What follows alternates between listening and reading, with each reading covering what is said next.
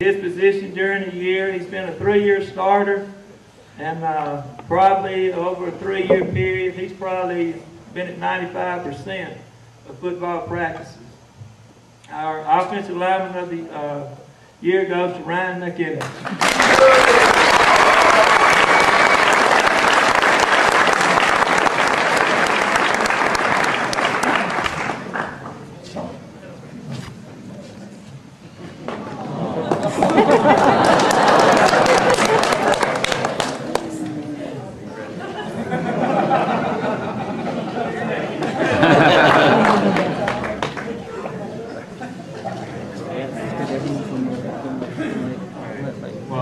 Coach Moore, Coach linebackers, and it's my second year to do this, I guess. I'm not going to call them all out because I promise you don't want to see them. Just take advantage of what you have on the sideline and keep it going. These guys are probably the most athletic group on the team. Maybe the people, I don't mean that. These guys are just, they're so easy to coach. They react on instincts. You tell them what to do, but sometimes they just kind of see something and they go, and that makes coaching easy. And the ones that don't react on instincts will listen and listen and listen until you just keep teaching and teaching and teaching, and they just make us all look good. At the beginning of the year, I told the guys in the group, I said, look, we didn't really score a touchdown on defense last year, and our offense is going to put up big numbers this year, but let's put up big numbers too. And I think we scored 7 or 8 touchdowns on defense within the linebacking core. And we preached taking the ball away. We preached intercepting the ball. And from the very first game, you saw we had 2 guys take it back to the house for a touchdown. And it makes it really easy on defense. We look good, and it helps the offense out a whole lot too. Of course, you got to go right back out, so that doesn't help a whole lot. But the guy who wins the most outstanding linebacker award this year is. Been starting for as long as I've been coaching. I think you played a good bit of sophomore year as well. He's one of those guys that reacts on instincts. Case in point, big play in the Brandon game. He decides kind of, I guess, to go on his own and blocks a punt, picks it up in the end zone for a touchdown. Big momentum swing there in that game, and he's one of those guys you just love coaching, and you know he can do anything you ask him to do, and you just keep pushing him and all the rest of these guys. I think every game I just ask them for more and more and more. And they gave it every time. And I'm proud of coaching a bunch of guys like this, and especially our winner this year, Elliot Marshall.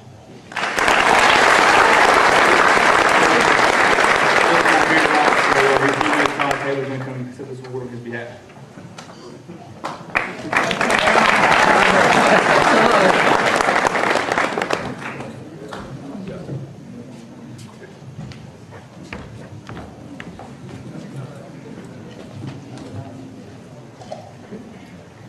I'm Coach White, and I'm here to give the most valuable offensive back. Just to tell you a little bit about these guys. It's been a pleasure all year to coach them based on want to and attitude and talent. And when you put those two together, they've been blessed with both of those, so my job was pretty easy. To let you know how much talent we had one who rushed over 700 yards, one who was over 500 yards, and one just a little over 450. So that just goes to show you the talent and depth that we had at that position. You throw that in the mix with a quarterback who can throw it around pretty good, receivers who can catch, make big plays, and obviously you come out with a pretty successful season. But the winner of this award, on the season he had 141 carries, 706 yards, and 10 touchdowns. Some accomplishments that he received during the year against Clinton. He was a top performer for the Clarion Ledger. During the Clinton game, he had 18 carries, 153 yards, and 2 touchdowns. One of which we had a 4th and 2 late in the game, and he busted it for about a 30-yard touchdown to seal it for us. And he also was the radio player of the game. Later on in the year against Moss Point, he was the All-Metro player of the game, and he was also honored by the Jackson Touchdown Club. This year's most valuable offensive back goes to Stephen Wright.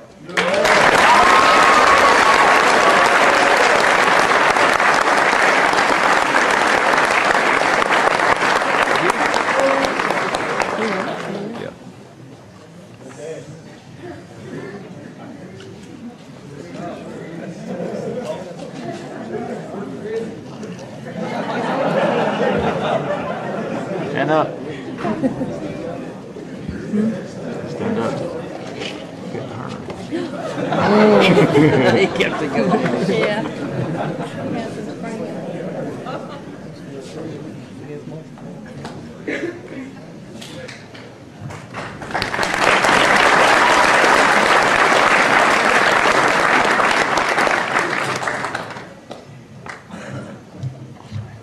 All right, the next award I'm giving is Defensive Back Award. I coach defensive backs. And let me tell you, any of those guys that down there with me practicing, they understand that when we go out there on the field, it's like a track meet. I mean, we start from the second that we break, we go out there, we run around cones, and everybody's like, what those DBs doing? I mean, every day, these guys got to basically learn to run backwards. And, you know, to have quick hips and be quick and be fast. I like, you know, all my guys that play for me, stand up for a second. If you're a defensive back, stand up. I came to this season, you know, knowing I had some seniors that could play. You know, we came into this season with high hopes of having a successful season that we did. Now, one of the reasons we had that successful season is our senior leadership in this squad. Ernest Caston, Ty Taylor, Harris Enfield were awesome all year long. And I'm not even talking about on the field. There were days that, you know, I'd be coming out there and something else be going on. I just step away. Those guys could run my drills for me. That's how special it is to have leadership in the unit. And they were leaders. And I also had younger guys like Jared Bryant, Boy Mallet, that, you know, anytime one of these guys go down, they step in there and we wouldn't miss a beat. And that's one of those things, you know, we tell kids about. Don't ever, just because you're not the starter, step up and be disappointed and be sad because you never know, you one play away. We always say that. And I like to recognize these guys right here because they've been through some stuff because they had to put up with my stuff all year long. And I gave it to them. The guy that won, y'all can sit down. The guy that won the Defensive Back Award, okay, this individual for 2 years was a starter. He's only given up, and you know, sadly so, and he's disappointed about these 2 times. He's only given up two touchdowns, and we talk about it all the time. It's something he says something he'll never forget for the rest of his life, because that's how much pride he takes in the position. That's how much pride he took in his job. This guy always worked. He stayed in the field house till 6:30, 7 o'clock, 2 hours after practice, lifting weights, running, hitting the track, because he knew he had to get himself conditioned to play.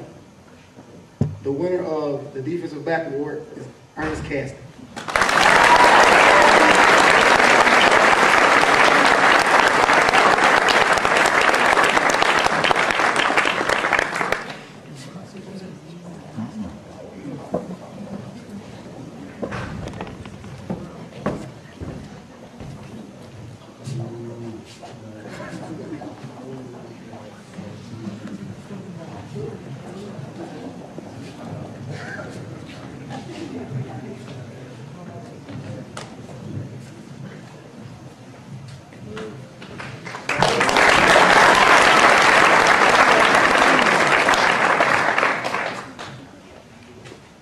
Okay, the next award we're giving out is the award for the most valuable wide receiver.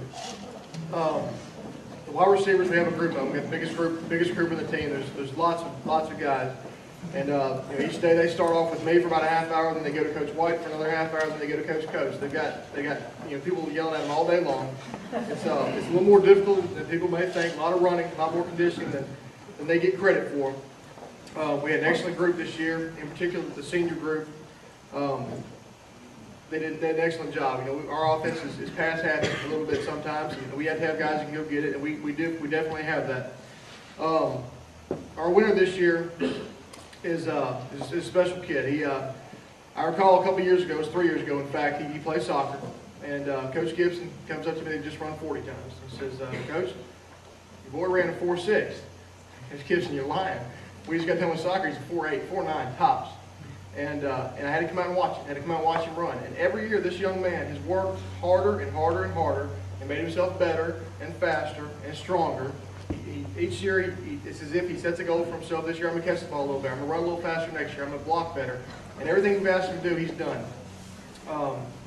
He's got the speed to go deep when you go deep for a big play. He's got sticky hands. He runs great routes. He's a possession receiver when we need a possession receiver. He's got excellent work ethic. If Coach McGinnis was talking about Rhino, it made 95% of the practices in his last 3 years. And I imagine this young man made 100. I can't recall a time that he was not there. He was always on time, first one there, last one to leave. And he really set an example for all these guys, not just the wide receivers, on how to handle your business. He doesn't complain, doesn't get up and dance after he scores, doesn't do all those little things. Just acts like he's been there before. And he's just really special receiver. And I imagine in the near future you're going to see him playing somewhere on Saturdays. That's cool, yet to be determined.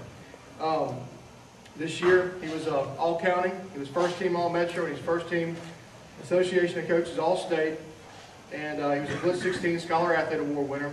He had 41 catches for 920 yards, averaged 22 yards, had 7 touchdowns, and our most valuable wide receiver is Stuart Davidson.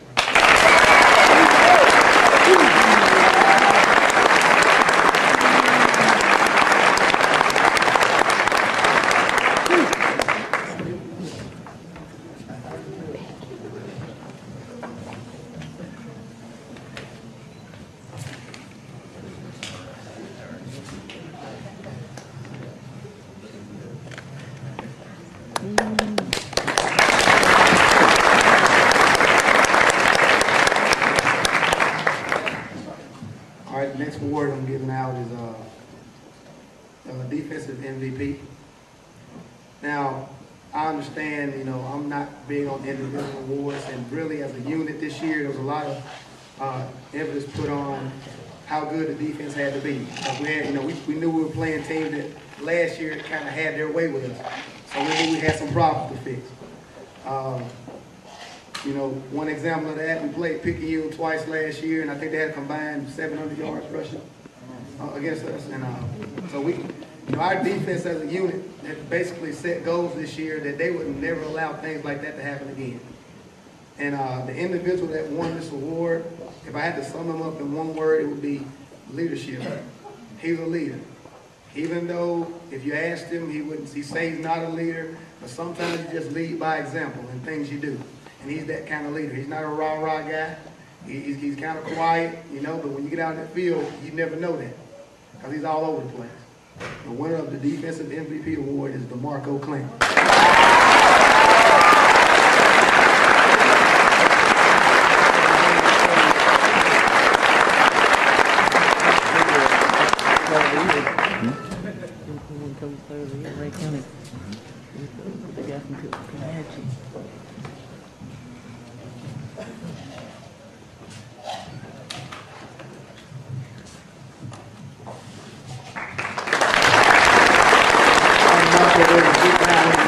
Some of his accolades, and he had a lot this year. DeMarco was MAC All-State second team. He was Clarion Ledger All-Metro first team. He's a Rankin Ledger Defensive Player of the Year, and he was Clarion Ledger Top Performers 3 times. And I sat in with DeMarco one time. He did an interview, and the guys in there asked him questions about, why is it that, you're over the field, all over the field all the time? And DeMarco said, well, that's what the coaches tell me to do. And that's what kind of kid DeMarco is. He's going to do whatever you ask him to do. Just like Coach Gardner said, we're going to see him play on Saturdays. He's the kind of kid, he's strong-willed, he's going to work, and we're here to support him. And I'd just like to congratulate DeMarco on winning that award.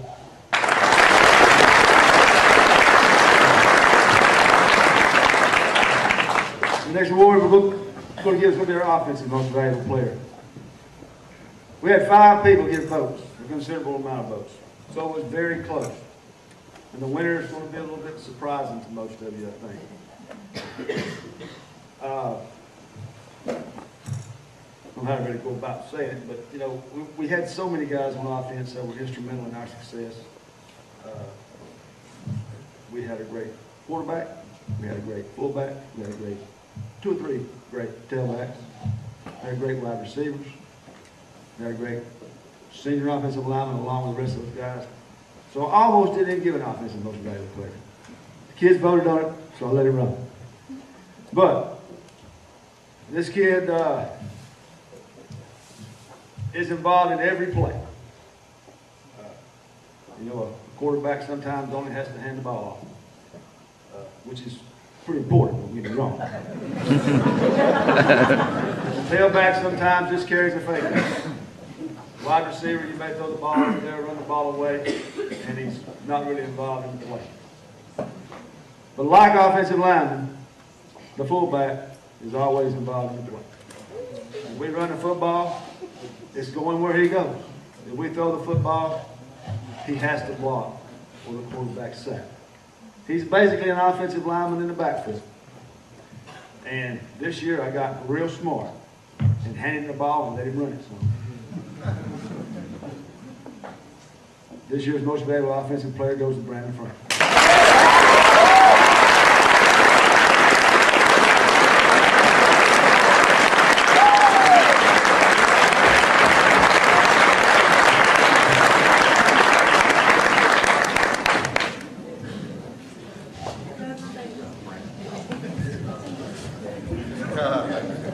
Our final awards.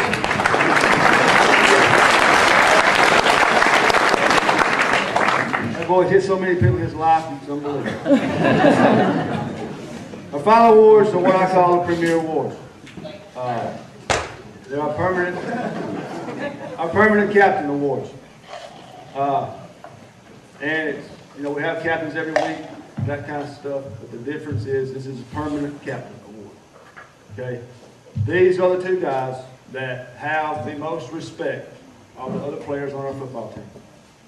And to me, that would be a goal. You know, I yearn for respect sometimes from my coaches, other coaches in the league, and I want to walk around and think that, you know, respect me. And to be respected by your peers and looked up to by your peers may not mean a whole lot to you now, but it will one day, and it should. Coach Gibson has already pretty much stole what I had to say about DeMarco. Being a quiet leader, never said a word, but yet our guys, and by the way, this wasn't a close race in the voting. Our guys looked up to him. He didn't have to say anything for them to look up to him. And the other permanent captain, Tyler Moore, has, you know, we haven't been able to give his stats and all that kind of stuff, and to be honest with you, you can find them on the web page. But Tyler was also a quiet leader. Okay? We don't really keep up with team records and those type things, but I know he's got 2 records in Northwest Rankin. He's quarterbacked us to 19 wins. And he's obviously, in those 2 years, have more passing yards than any quarterback that's played at Northwest Rankin.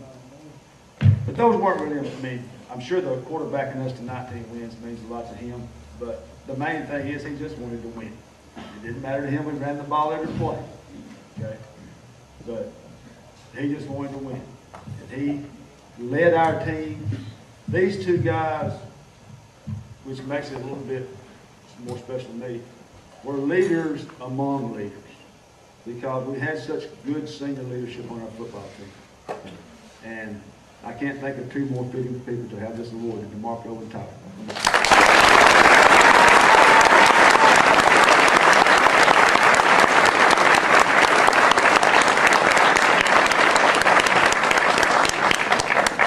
Make that 20 games because he did quarterback us to a victory over Pearl when he was a sophomore.